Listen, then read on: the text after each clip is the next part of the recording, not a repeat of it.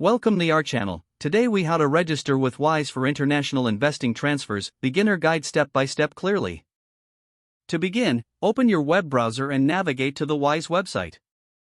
Look for the sign up button on the homepage. Click on it to start the registration process. You will be prompted to choose between a personal or business account. Select the option that best suits your needs.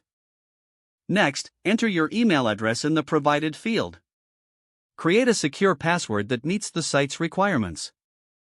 After filling out these details, click on the Continue button. You will receive a verification email from Wise. Check your inbox and click on the verification link. This step confirms that the email address you provided is valid. Upon verification, return to the Wise website to log in.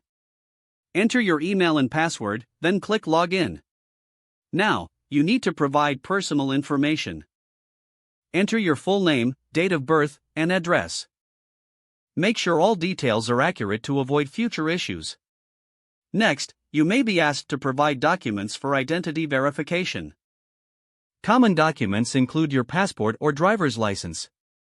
Upload the necessary files as prompted. After submission, Wise will review your documents. This process can take a few minutes to several hours. Once verified, you will receive a confirmation email. Now you can set up your account for international money transfers.